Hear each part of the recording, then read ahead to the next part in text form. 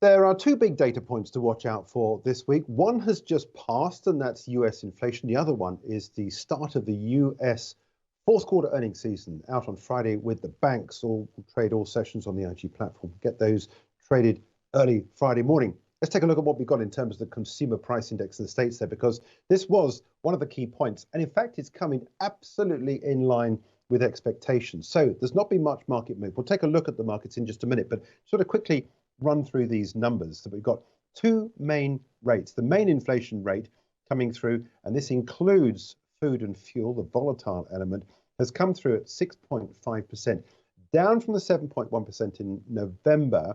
And there's no revision to that previous number. We knew it was going to come at this sort of level, and that's exactly what's happened.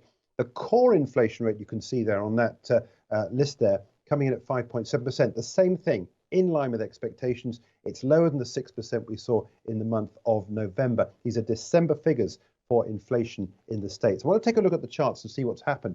Bearing in mind, coming exactly in line with expectations, I thought I'd show you the minute-by-minute chart on the dollar basket. And if anything, it's slightly lower. But if we go back out to the long-term chart and I get a better idea as to what's happening and how to trade this, the bottom line is we're getting new lower lows for the dollar basket. This is the basket of currencies against the dollar. And we're seeing the lowest level now since the 9th of June. And this now seems to be the pattern that we're following, that we're getting these lower lows.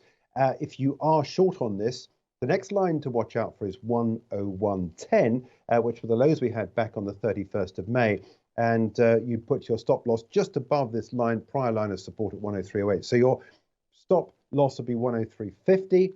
We're currently trading at 102.50, and your price target will be 101.10. Staying on the charts, because this is how to trade the other areas of the market. Now, this is the Dow Jones Industrial Average, and the immediate reaction was for a pullback in the Dow. Now, since then, we've seen that recovery. The point about where we are in terms of the long-term picture for inflation is that the Fed looks like it is on a trajectory where we're going to see its foot taken off the gas pedal. And I think we are still going to see interest rate rises, but they won't nearly be as aggressive as we saw going into the back end of last year. Remember, we had 4 interest rate rises of 75 basis points. In December came 50. And there is now the expectation the Fed's going to continue that trend lower on interest rates and bottoming out sometime maybe in the middle of spring. We're currently trading at 339.44 for the Dow. And that looks like that possibly may end up higher on the trading day. The tech-heavy NASDAQ is the other one I think worth watching. And there was an even bigger slide there initially on these 1-minute candles. And we are lower than where we were at the start of the data figures. And we're currently trading at 113.71. But the big trade of the day for me continues to be euro dollar. I thought I'd end on this because this is the trade that people follow. I was talking about the dollar basket, but the real way to trade this is by trading a weaker dollar against the euro, the other big currency of volume. And interestingly enough, just as we speak, we are breaking this line of resistance at 107.87. This now takes us on to levels not seen since April last year. It's beaten that high that we had back in May. And this is a market now where I'm thinking, and if we certainly get a candle close beyond the 107.87, I'm then on the way pretty much up to this 111.80 level, which are the highs we had back in March last year. So looking good.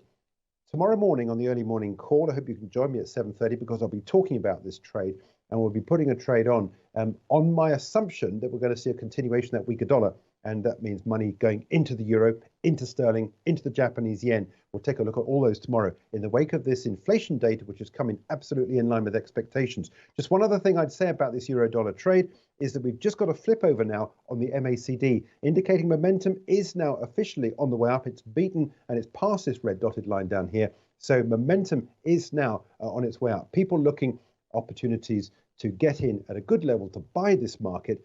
I'm waiting for that candle close beyond the 107.87.